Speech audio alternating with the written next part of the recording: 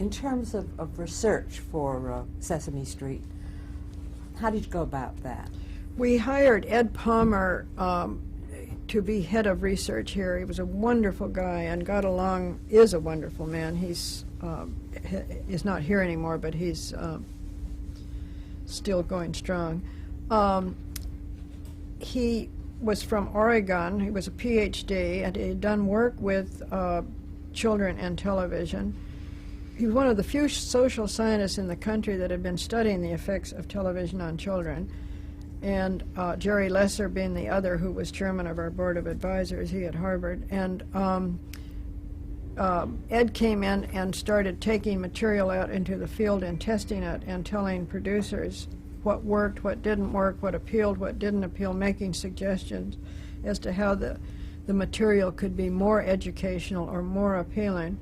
So that so-called formative research went on all the time, the feedback to producers, and goes on to this day. We research everything we do, and Sesame Street research, it goes right on. But Ed was heroic in this because he got along so well with the producers that they really accepted him as another producer, and there was never any split between academics and producers. The academic community was very happy with what you were doing? Yes, and they were very involved. We had a number of academic advisors, including Jerry Lesser. We went on the air within 2 or 3 months of these test shows in Philadelphia. We went on the air in late November of 1969, and the reception was so incredible that the press adored us, the parents adored us. Nothing like it had ever been on the air, and there has been very few television programs, and maybe it's the only one in history that got this kind of immense reaction. Not only from here, but all foreign governments and foreign broadcasters started coming to us. The Muppets were incredibly popular. The world had never seen them before in this way. I mean, they'd been on some commercials, they'd been on Ed Sullivan once in a while and an occasional special, but the Muppets became an absolute sensation overnight. So that criticisms, I'm sure there was some academic criticism, and certainly there were people who were sure we were destroying the minds of children, but they were absolutely drowned out in this period. Eventually, an academic or two really took us on, people named Singer at Yale, a couple, and a man named Cook did a study of our research and decided that we had widened the gap between rich and poor, which wasn't true. It was really a misreading of a misinterpretation, a misanalysis, we believe, and our advisors believe. But so there was some serious criticism, and it always was picked up by the press, but it never had very much impact because the show was so popular with the public. In hiring the actors, I know you wanted them ethnically mixed, but did they have experience working with children, the ones you hired? Susan, Loretta Long, I think, had been a school teacher. Matt Knott, Matt Robinson, who played the first season of Gordon, it's now Roscoe Ormond, it's a different actor. No, by and large not. Just Susan, I think. Now, let's talk a little bit about the Muppets. I mean, they're so popular. Everybody knows them. They're part of our vocabulary. But they represent different things, don't they? I mean, well, on our show, yeah. Some of them were created or are used to respond to curriculum needs or what academic advisors wanted us to do. Bert and Ernie, for example, that Jim created for the show. Cookie, I think, was already existed as a Muppet and was brought on and given to us exclusively by Henson, because any Muppet except Kermit who appears on Sesame Street must be exclusive to us. Kermit, we always, we just love him, and the fact that he does other things, sometimes not totally appropriate to children, we live with. But one of the academic advisors had said it would be good to see a child be very smart and top adults in some way. And I said, well, that would be politically incorrect. Parents would not wish to see this behavior modeled. But if you think of Bert and Ernie appear to be peers, but if you think of Ernie as the very clever child topping the very serious adult all the time going at the end, always getting the best of Ernie. So they came out of this idea that there should be a child who was very smart, somewhat smarter than the adults around him. Cookie doesn't represent anything academic. Grover? Pardon? Grover? Grover, not either. He does very educational things, but I'm not sure. He may have been a character that already existed with the Hensons, and that Henson turned over to our show. Frank Oz, who is a great puppeteer, is Grover, and Cookie. And Count Von Count? Well, Count Von Count is there to count. And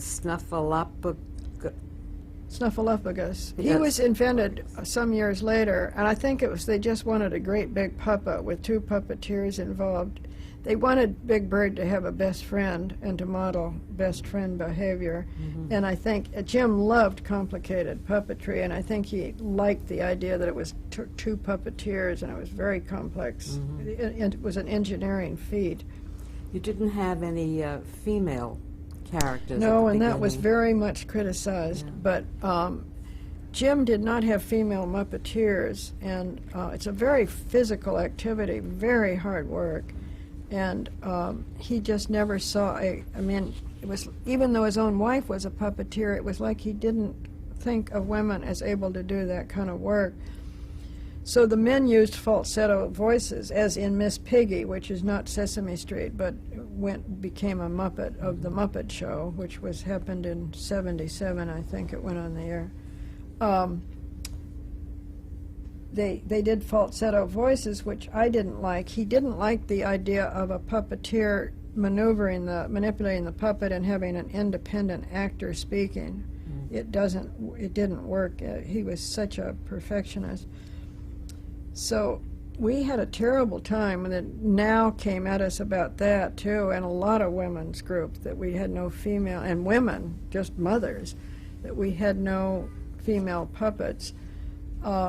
We now have Zoe, and we have Betty Lou, and we have Rosita, but they never have had the impact of the major male Muppets, and so be it. Jim is Jim. Jim is not around anymore to kick around over this, and the issue seems to have sort of died down. Well, did these female puppets represent any particular values or? No, just little. Just to be- Well, they're always very independent little girls, whatever female puppet appears. We don't want to get into any trouble by having a docile girl. Did you try to sell the show at all to the major networks? Did you want to ever Before take it before it went on the air, Lloyd Morris said before PBS had agreed to take it before it was decided to go into public broadcasting, Lloyd talked to NBC and I think CBS, and there was no interest. Really? Afterwards there would have been, but it was Right. too late.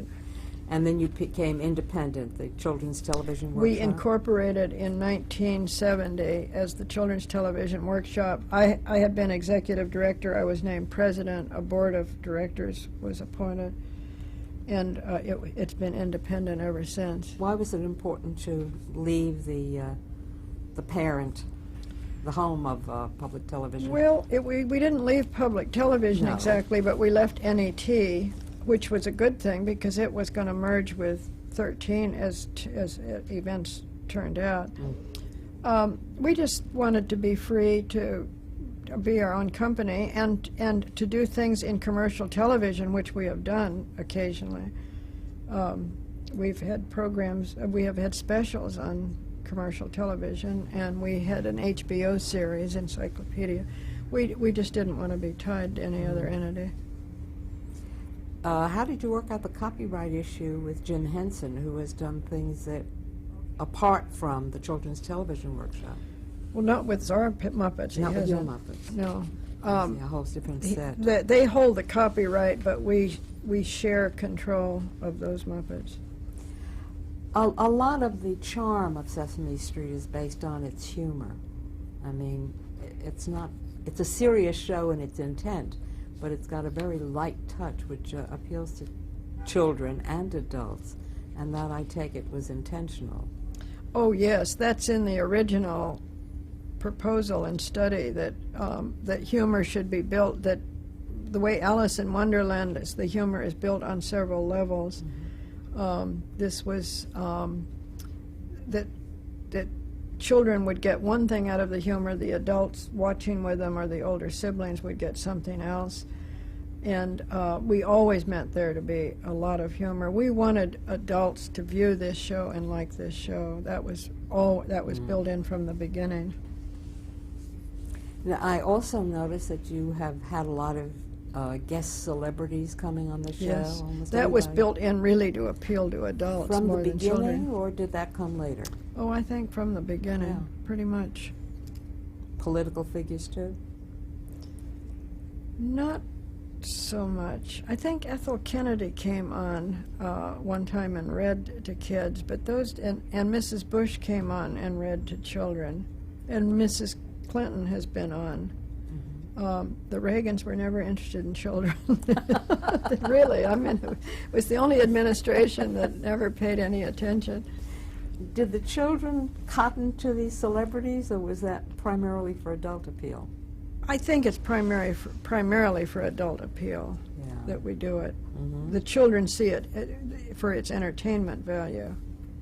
I mean, Lena Horne has been on. They may not know who Lena Horne is, but she's highly entertaining when she sings with Grover. Right. Now, in 1970, you were incorporating. We incorporated yes. as a CTW. And you needed a president. Were you interested in that job?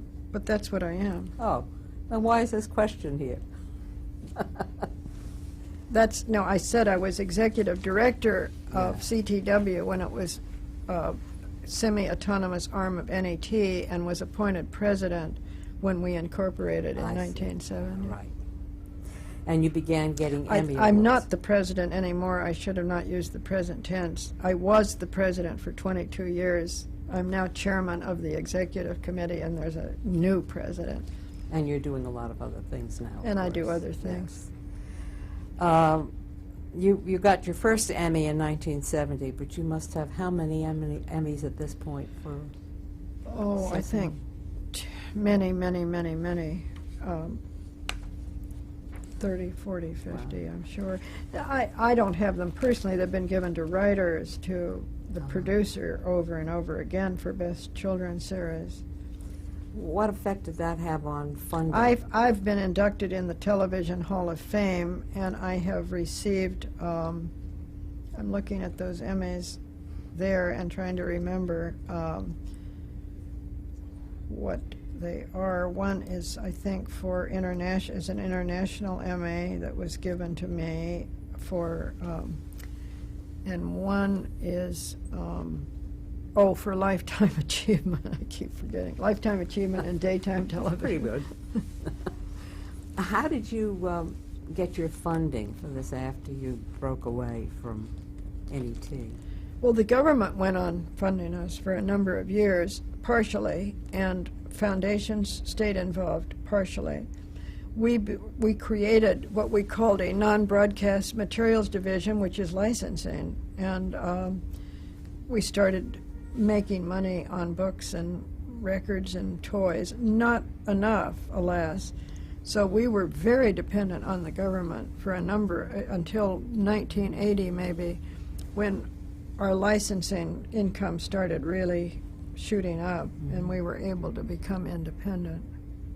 I went it's a sort of interesting thing, an aside, in 1974 or 3, just before Watergate broke, 1973, really broke open, I went to see Barry Goldwater, also from the senator from Arizona, to ask his help because Caspar Weinberger, who was head of HEW, wanted to cut off all funding to Sesame Street as to all programming. The government did not want to fund individual programs anymore. And so I went to see Barry to ask him to intervene, and he was the one person that had started mentioning Watergate as not, he said there's a bad smell about Watergate, said it on television, which got the White House very upset because it was the first Republican to break ranks. And he wrote Weinberger and said, keep on funding Sesame Street, in effect. And they did. And I said to Barry, we will start phasing the government funding down. I gave him a chart of how the government funding, as we would phase in licensing income. So he gave that chart to Weinberger and said, take care of them until they're self-supporting. So I don't know what would have happened had I not known Barry and he hadn't intervened. And it is self-supporting at this point. Oh, yeah. The public, PBS gives it a small license, small compared to our cost licensing fee, a few $1 million. The costs are in the 20s now to make this show every year. Because we still do research, we have to do outreach, but just the production costs are very high, and we pay by far we pay much better than 2/3 of that, 3/4 probably. And you don't do repeats. Everyone is original. Well, we do repeats during the year, and we use old material over and over again. You couldn't do this for, you couldn't make 90 hours for what we're making this for if you couldn't use old, previously done animation. We reuse Muppet pieces. We rest material for years at a time and then bring it back. So we have a huge library. You don't repeat one whole show as it was. What's new, just during the year, Yeah. because it's on every day, and we don't make, we don't make 200 shows. We make 90, and then we repeat those in the course of the year. Now, in addition to teaching numbers and letters and words, you have been teaching values. You mentioned that in 1983, one of the cast members, Will Lee, who had played Mr. Hooper, he died. How did you deal with that? Well, we decided to tell children that he had died, and to enact it on Sesame Street, and nothing like that had ever been done before. We had lots of advisors come in on how to do it. And mainly we said, Big Bird said, but he'll be back, won't he? And someone said, no, Big Bird, Mr. Hooper will not be coming back. So we made clear what death was. We said Mr. Hooper died. And Big Bird said, but he'll come back, won't he? And the answer was no, he will not come back. Everyone in the cast cried during the taping of that. It's very moving to watch it. I saw it recently again. And so we really, and of course we've had the birth of a baby. We've had marriage and birth because Maria and Luis got married. And Maria had a baby. She did in real life as well, at the same time. And in fact, her child was on Sesame Street for a long time. Now the child's portrayed by an actor. Have you ever aired anything that you thought was inappropriate, in retrospect? Well, no, we thought of dealing with divorce once, but when we tested it, we found children didn't like it at all, so we did not go ahead with it. No, appropriate, never. There have been things I haven't liked, but not because they were inappropriate. And you're constantly reevaluating the... Yes, and we if anything, if we think in any way a child is being frightened by what we're doing, or, I mean, if one child you can't really do anything about, but in the test groups, Maurice Sendak did a animation for us once, and it was just knockout, as Maurice Sendak's work is, but it's monsters, and we started getting reports that children were being freaked out by this number 8. It was on the number 8 So we tested it in daycare, and indeed, children were freaked out, so we pulled it right away. So when we get any sense that we're doing something that is scaring some number of children, we would pull it right away. Aside from slowing down the pace from the frantic, almost subliminal cutting at the beginning, how has the format changed? Well, I don't think the format has changed so much. We're now talking about changes for next year in which the format won't change so much, but there will be children's attention lag at about 45 minutes into it. So we've decided to do something to create a show within a show that will be called Elmo's World. And that will be something quite different with Elmo, so that children will come back to it, and then it will close in Sesame Street, will close it out. But we talk every year about what should be done, and I still push a great deal for certain changes, sometimes wrong-headedly. I mean, I have virtually made them do things that weren't right, that didn't work the way I wanted them to work. For example, to have material on that appeals to 5-year-olds more, because children around 4 stop watching because they say this is a baby show. Well, it turns out that's a mistake, because children at home in this day and age are children from 0 to 3. They start going to school around 3 now. And so material that skews young is a lot better than material skewing older. And so I just made a mistake in trying to solve a problem. You have appealed to older children in other broadcasts. I mean, the Electric Company. But they're designed for older. Yes. Yeah. This is still known. You can't fool a little kid. They know this is a little kid show. When Electric Company came on, we started working on that right after Sesame Street went on the air, because we knew the federal government was going to take a big interest in literacy. No, wait. Yes, Nixon had been elected, because literacy was one of the Nixon era's things, the right to read. And indeed, federal money was available to help us start the Electric Company, as well as foundation money. And Sam Gibbon, who had been on Sesame Street, went over and developed that show, which was created for 6 to 9-year-olds. And then we got that on the air and tried to keep both of those shows running. And Electric Company ran for a number of years, but it got to a point where we knew we could not keep both shows going. So the government gave us money to do the last 2 years, so that that would be very suitable for in-classroom use, because Electric Company was widely used in classrooms. So we had 2 seasons as a farewell 2 seasons. We started work on 3-to-1 Contact in 1980. We had done Feeling Good, a health series for grown-ups, in the mid-'70s, and maybe 73 we started work on it, or 74. It began airing, I think, in 74, right? 74. Yeah.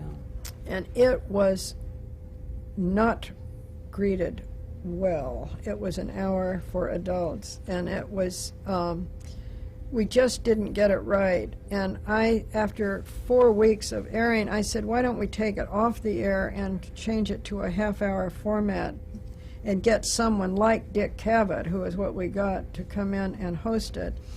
And it made a much better show. That's what we did, and it made a much better show and was much better received. And we went, in which it taught about health to adults. It was, the problem with doing material for adults where you want to get poor people as well as middle class and affluent watching is the levels of knowledge and interest are just different once you get into big gaps in income and education. That's not true with little kids. That's why it's so easy to program for all socioeconomic groups if you're doing preschool. It's not so easy to do that when you're trying to do information for adults. So that show was on the air for just a year, and then we did Best of Families, which was a history, a social history of in New York set in the turn of the century. And it was about 6 or 7 episodes, drama. It was a Ethel Wynant, who was a great drama producer, came in and did that for us. The show was a B or a B plus, the episodes. It never quite, we wrote an original book. We were trying to teach what it was like to live in that era in New York. So that was the educational goal. But it was aimed at adults, and it was a B or B plus.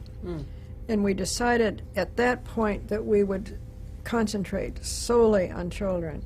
People had been trying to pressure us to do work for adults, and that was how we got into that. And once we had done 2 series for adults and felt we did not excel at that, I said, you know, how many institutions are devoted to children? Why are we trying to be devoted to, many institutions are devoted to adult programming, but let us stick with children. So we made that decision and started work on 321 Contact in 1980, which was science for 8 to 12-year-olds. And that was well received. It was none of these shows aimed at 8 to 12-year-olds that we did had the popularity of Sesame Street, because children 8 to 12 are in control of the set and are watching commercial television. And don't want to, so many of them are prejudiced against watching an educational program. But we had NSF, National Science Foundation, and others were very helpful with 321 Contact. And these shows are in a vault now, but will be re-aired on a digital channel that we're going to start with a partner that will be announced in May. That will be Children's Television Workshop Education and a partner. And a partner. Will you have your own digital station? Yeah, we will. It will be all educational programming for children, and that means 321 Contact. And the program we did next, Electric Company will be brought back, recut and brought back, 321 Contact. Then we did Square One TV, Dave Connell, who is has died, but he was a fabulous producer and did mathematics for children. Any particular age group? 8 to 12. 8 to 12 again. A lot of comedy material, game shows, so on, all in this half hour. It was very well received by schools and everyone. Again, it was not as popular as 321 Contact, because kids were very skittish about math, not about science. Science is cool, math is not cool. Go figure. Are any of these out in video cassette for sale?